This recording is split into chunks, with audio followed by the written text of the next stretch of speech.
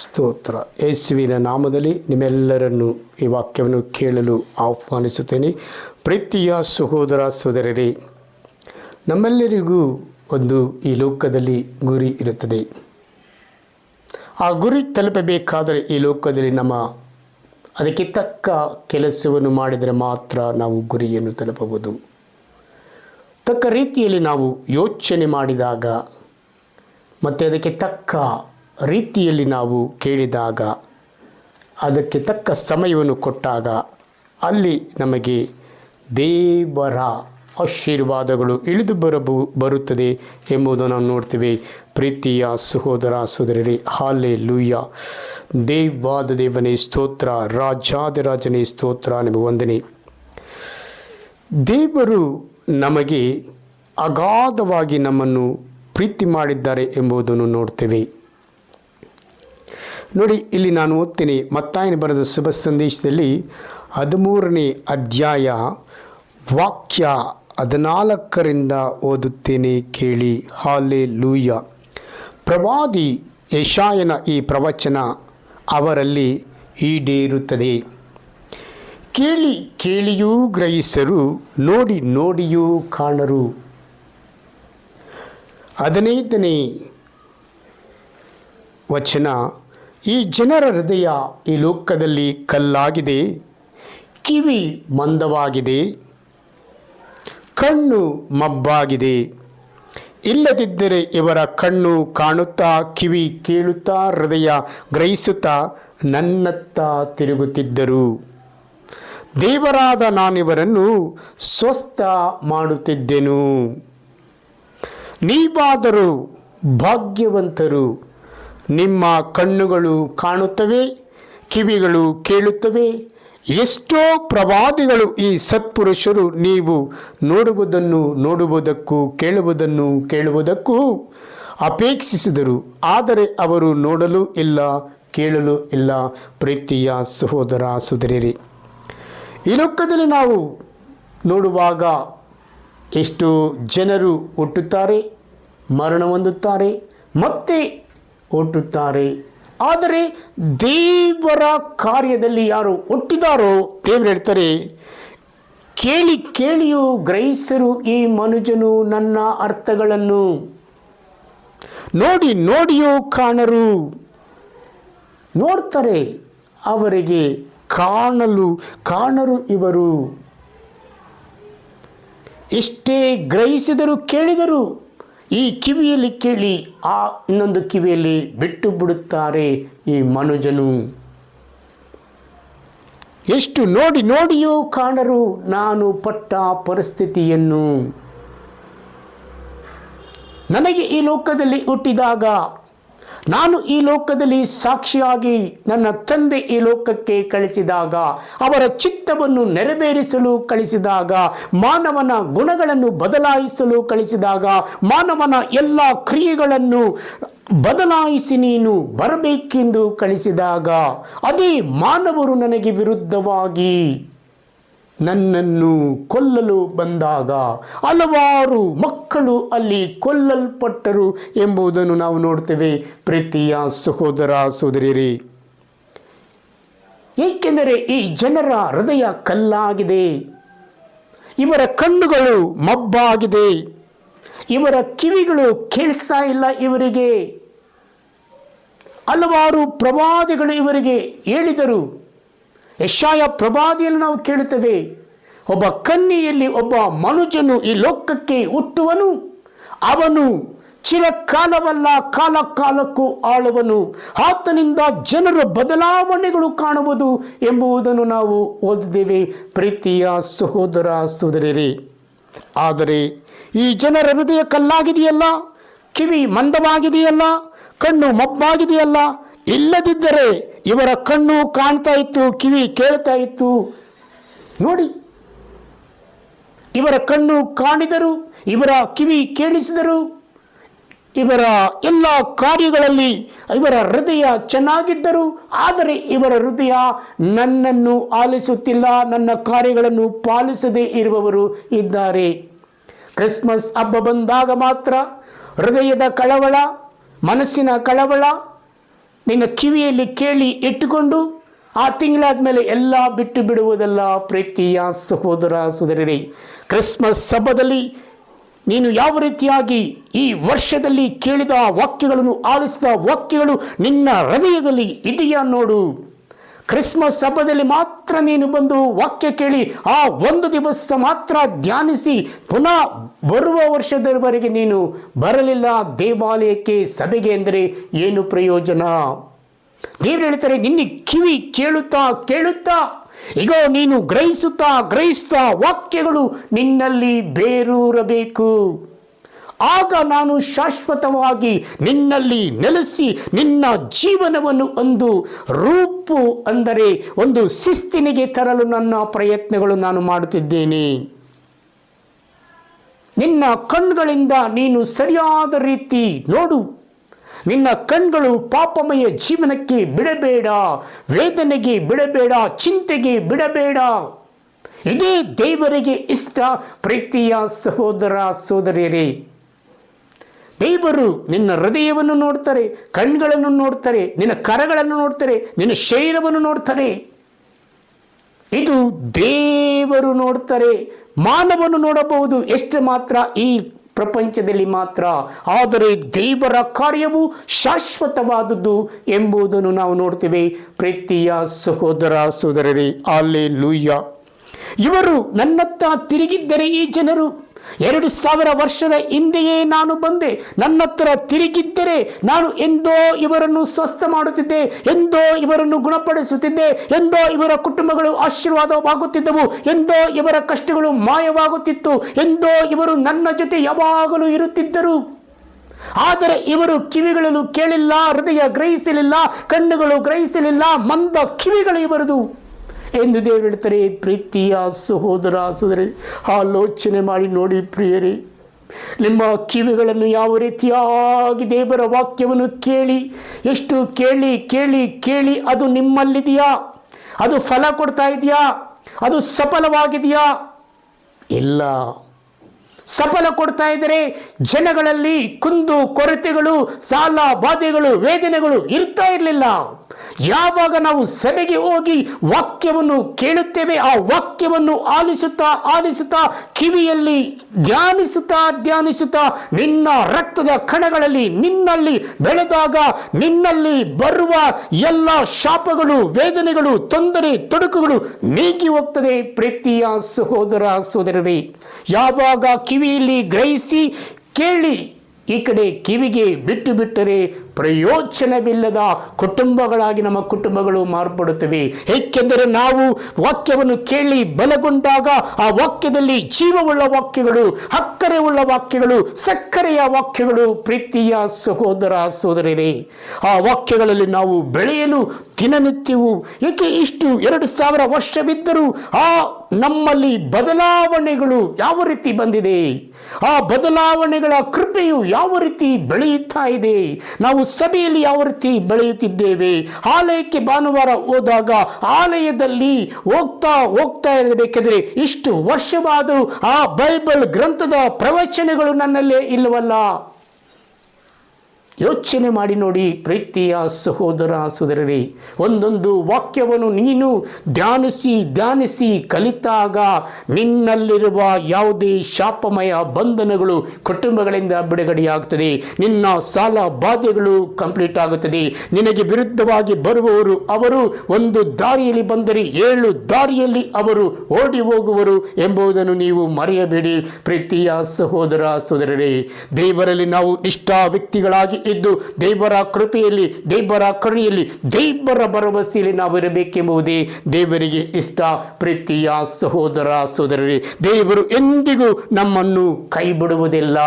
ನಮ್ಮ ಕಿವಿಗಳು ಎಷ್ಟೇ ಮಂದದಲ್ಲಿದ್ದರೂ ನಿನ್ನ ವಾಕ್ಯಗಳು ನಿನ್ನಲ್ಲಿ ಹೋಗ್ತಾ ಇದ್ದರೆ ಅದು ಎಷ್ಟು ದೇವರಿಗೆ ಆನಂದವಾಗಿ ನಿನ್ನನ್ನು ತುಂಬಿ ಚುಳುಕುವಂತೆ ಈ ಲೋಕದಲ್ಲಿ ಬೆಳೆಸುವರು. ಪ್ರೀತಿಯ ಸಹೋದರ ಸಹೋದರರೇ, ಹಲ್ಲೆಲೂಯಾ.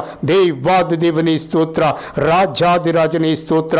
ನಿಮಗೆ ವಂದನೆ, ನಿಮಗೆ ಆರಾಧನೆ ಯೇಸುವೇ. Hallelujah, hallelujah. ದೇವಾದ ದೇವನೇ ಸ್ತೋತ್ರ. ಇದರಲ್ಲಿ ನೋಡಿ ನಾವು ಓದುತ್ತೇವೆ 13ನೇ ಅಧ್ಯಾಯದಲ್ಲಿ ವಾಕ್ಯಗಳು 4ರಿಂದ ನಾವು ಓದುವಾಗ, ಒಬ್ಬ ರೈತ ಬಿತ್ತುವುದಕ್ಕೆ ಹೋದ. ಬಿತ್ತನೆ ಮಾಡುತ್ತಿದ್ದಾಗ ಕೆಲವು ಬೀಜಗಳು ಕಾದಾರಿಯಲ್ಲಿ ಬಿದ್ದವು. ಬಿದ್ದದ್ದೇ ಹಕ್ಕಿಗಳು ಬಂದು ಆ ಬೀಜವನ್ನು ತಿಂದು ಬಿಟ್ಟವು. ಬೇರೆ ಕೆಲವು ಬೀಜಗಳು ಹೆಚ್ಚು ಮಣ್ಣಿಲ್ಲದ ಕೆಳಗೆ ಬಿದ್ದವು. ಅಲ್ಲಿ ಮಣ್ಣು ತೆಳ್ಳಗಿದ್ದರಿಂದ ಅವು ಬೇಗನೆ ಮೊಳೆತು, ಆದರೆ ಬಿಸಿಲೇರಿದಾಗ ಬಾಡಿದವು. ಬೇರು ಬಲವಾಗಿಲ್ಲದ ಕಾರಣ ಒಣಗಿ ಹೋದವು. ಮತ್ತೆ ಕೆಲವು ಬೀಜಗಳು ಸಸ್ಯಗಳ ಸಮೇತ ಬೆಳೆದು ಅವುಗಳನ್ನು ಅಡಗಿಸಿ ಬಿಟ್ಟವು. ಇನ್ನೂ ಕೆಲವು ಬೀಜಗಳು ಹದವಾದ ಭೂಮಿಯಲ್ಲಿ ಬಿದ್ದವು. ಅವು ಮೊಳೆತು ಬೆಳೆತವು. ಹೌದು, ಎಲ್ಲಿ ಹದವಾದ ಭೂಮಿಯಲ್ಲಿ ದೇವರ ವಾಕ್ಯವನ್ನು ಕೇಳಿ ಆಲಿಸಿ ಧ್ಯಾನಿಸಿ ನಿನ್ನ ವಾಕ್ಯವನ್ನು ನಿನ್ನಲ್ಲಿಡುವಂತೆ ನೀನು ಮಾಡ್ತೀಯೋ, ಆಗ ನಿನ್ನಲ್ಲಿ ಬದಲಾವಣೆಗಳನ್ನು ಕಾಣಬಹುದು. ನಿನ್ನ ಕುಟುಂಬಗಳಲ್ಲಿ ಬದಲಾವಣೆ, ನಿನ್ನ ಮಕ್ಕಳಲ್ಲಿ ಬದಲಾವಣೆ, ನಿನ್ನ ಕೆಲಸದಲ್ಲಿ ಬದಲಾವಣೆ, ನಿನ್ನ ಸಂಬಳದಲ್ಲಿ ಬದಲಾವಣೆ, ನೀನು ಇನ್ನೂ ಅಧಿಕವಾಗಿ ಮುಂದೆ ಬರುವುದರಲ್ಲಿ ನೀನು ಬದಲಾವಣೆಗಳನ್ನು ಕಾಣಬಹುದು. ಪ್ರೀತಿಯ ಸಹೋದರ ಸಹೋದರರೇ, ಹಲ್ಲೆಲೂಯಾ. ಏಕೆಂದರೆ ನಾವು ಒಂದು ಫಲವತ್ತಾದ ಭೂಮಿಯ ಮಕ್ಕಳು. ಏಕೆಂದರೆ ದೇವರು ನಿಮ್ಮನ್ನು ಅತಿಯಾಗಿ ಮಾನವನನ್ನು ಪ್ರೀತಿ ಮಾಡಿದ್ದಾರೆ. ಯೇಸು ನಿಮ್ಮನ್ನು ಸೃಷ್ಟಿ ಮಾಡಿದ ದೇವರು ಕೈ ಬಿಡುವ ದೇವರಲ್ಲ. ಅವರ ಕರ ನಿಮ್ಮ ಮೇಲೆ ಇದೆ. ಅವರ ಕರ ನಿಮ್ಮ ಮೇಲೆ ಇದ್ದಾಗ ಯಾವ ರೀತಿಯ ತೊಂದರೆ ತೊಡಕು ನೀನು ಪಡಬೇಕಾಗಿಲ್ಲ.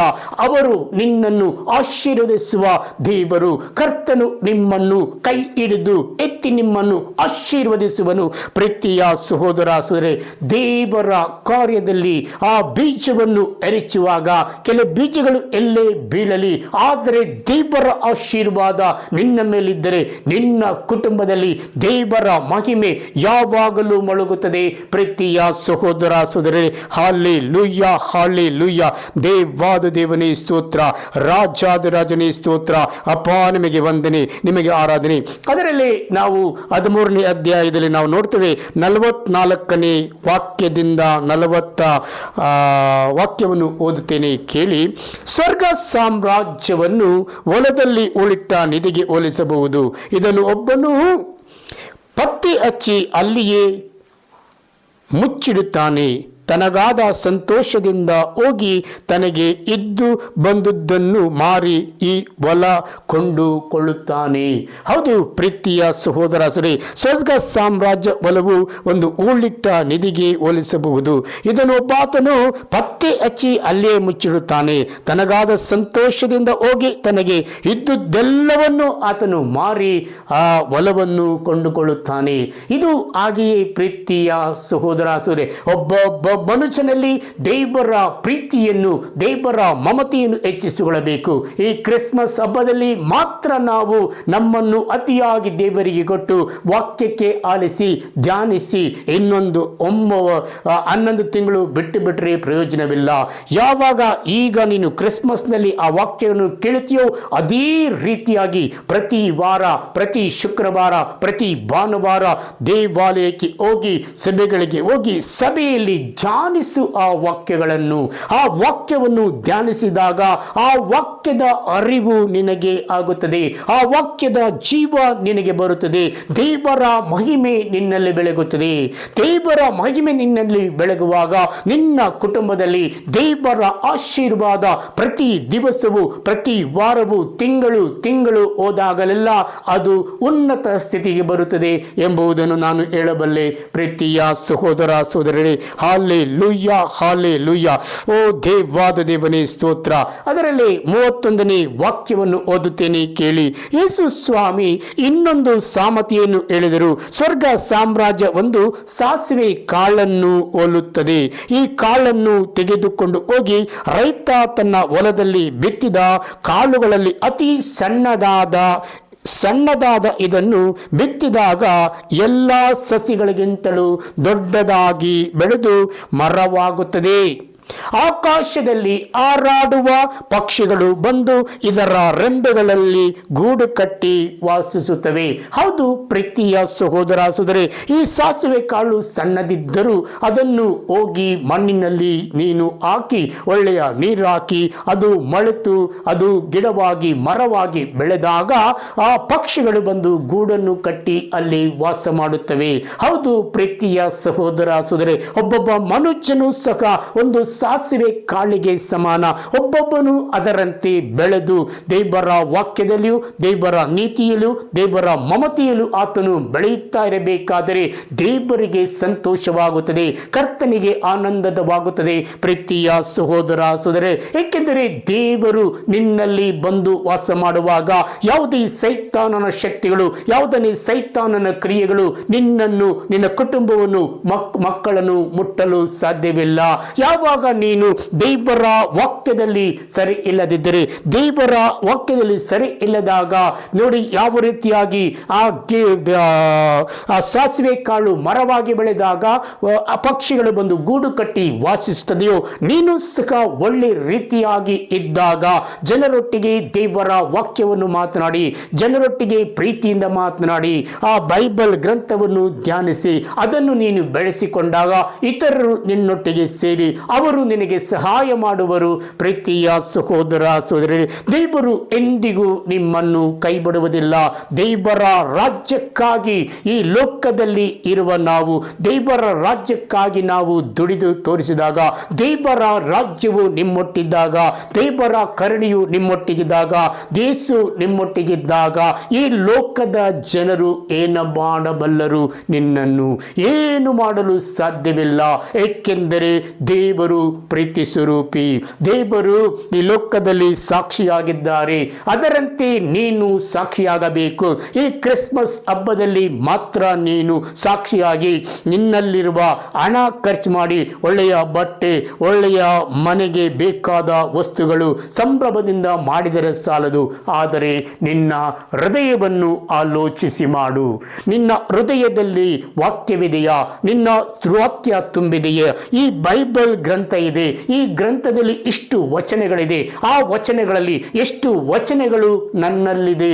ಈ ವರ್ಷದಲ್ಲಿ ಕಲಿತಿಲ್ಲ, ಮುಂದಿನ ವರ್ಷಕ್ಕೆ ನಾನು ಕಲಿಯಬೇಕೆಂಬ ನಿರ್ಧಾರವನ್ನು ಈ ವರ್ಷದಲ್ಲಿ ಈ ಕ್ರಿಸ್ಮಸ್ ತಿಂಗಳಿನಲ್ಲಿ ಯೋಚನೆ ಮಾಡಿ ಬೈಬಲ್ ಗ್ರಂಥವನ್ನು ಓದಿರಿ, ಅದನ್ನು ತಿಳಿದುಕೊಳ್ಳಿರಿ. ಪ್ರೀತಿಯ ಸಹೋದರ ಸಹೋದರಿ, ಯಾರು ಗ್ರಂಥವನ್ನು ಅದನ್ನು ಓದಿ ಓದಿ ಓದಿ ಗ್ರಹಿಸುತ್ತಾರೋ, ಧ್ಯಾನಿಸುತ್ತಾರೋ ಅವರ ಕುಟುಂಬಗಳಲ್ಲಿ ಸಂತೋಷವು, ವೈಭವವು, ಅವರಿಗಿರುವ ದುಃಖಗಳು, ನೋವುಗಳು ನೀಗಿ ಹೋಗಿ ಆ ಕುಟುಂಬಗಳಲ್ಲಿ ಸಂತೋಷವಾಗಿ ಹೇಳ್ತೇನೆ ವೈಭವ ಉಂಟಾಗುತ್ತದೆ ಎಂಬುದು ನಾನು ಹೇಳಬಲ್ಲೆ. ಪ್ರೀತಿಯ ಸಹೋದರ ಸಹೋದರರೇ, ಹಲ್ಲೆಲೂಯಾ. ಈ ಕ್ರಿಸ್ಮಸ್ ಹಬ್ಬದಲ್ಲಿ 24ರಲ್ಲಿ ಗಲಗಲ ಅಲ್ಲ, ಮನೆಯಲ್ಲಿ ಸ್ಟಾರ್ ಗೀರ್ ಹಾಕಿ, ಒಳ್ಳೆಯ ಸ್ಟಾರ್ ಹಾಕಿ, ಒಳ್ಳೆಯ ಲೈಟಿಂಗ್ ಬಿಟ್ಟು ಬೆಳಕು ಇತರರಿಗೆ ತೋರಿಸುವುದಲ್ಲ, ಆದರೆ ನಿನ್ನ ಹೃದಯವನ್ನು ದೇವರಿಗೆ ಕೊಟ್ಟಿದ್ದೀಯಾ ನೋಡು. ನಿನ್ನ ಕಣ್ಗಳಲ್ಲಿರುವ ಯಾವುದೇ ಪಾಪಗಳು, ನಿನ್ನ ಶರೀರದಲ್ಲಿರುವ ಯಾವುದೇ ಪಾಪಗಳು, ಕೆಟ್ಟ ಆಲೋಚನೆಗಳು ನಿನ್ನಿಂದ ತೊಲಗಿದ್ದರೆ ಸಾಕು, ದೇವರಿಗೆ ನೀನು ಪ್ರಿಯ ಮಗಳು, ಪ್ರಿಯ ಮಗನಾಗಿರುವೆ ಎಂಬುದು ನಾನು ಹೇಳಬಲ್ಲೆ. ಪ್ರೀತಿಯ ಸಹೋದರ ಸಹೋದರಿ, ಅದಕ್ಕಾಗಿ ಈ ಸಮಯದಲ್ಲಿ ದೇವರು ಈ ಕ್ರಿಸ್ಮಸ್ ಹಬ್ಬದಲ್ಲಿ ಎಲ್ಲ ಕುಟುಂಬಗಳನ್ನು ಆಶೀರ್ವದಿಸಿ ಕುಟುಂಬಗಳಲ್ಲಿ ಶಾಂತಿ ಸಮಾಧಾನ ಇಳಿದು ಬರಲಿ. ಈ ಹಬ್ಬವು ಯಥೇಚ್ಛವಾಗಿ ಸಂತೋಷದ ಹಬ್ಬ ಎಂದು, ವೈಭವದ ಹಬ್ಬ ಎಂದು ಎಲ್ಲರೂ ಕೊಂಡಾಡುತ್ತೇವೆ. ಈ ವರ್ಷವಲ್ಲ ಸಂತೋಷ, ಯಾವಾಗಲೂ ಸಂತೋಷವಾಗಿದ್ದು, ಯಾವಾಗಲೂ ದೇವರ ಪ್ರೀತಿಯಲ್ಲೂ, ಯಾವಾಗಲೂ ಯೇಸುವಿನ ಇದ್ದು ಜೀವಿಸೋಣ, ಅವರಿಗೆ ಸಾಕ್ಷಿಯಾಗಿ ನಾವು ಬಾಳೋಣ. ಪ್ರೀತಿಯ ಸಹೋದರ ಸಹೋದರಿ, ಯೇಸುವಿನ ನಾಮದಲ್ಲಿ ನಾನು ಪ್ರಾರ್ಥನೆ ಮಾಡುತ್ತೇನೆ ಸ್ವಾಮಿ. ಆಮೇನ್, ಆಮೇನ್, ಆಮೇನ್.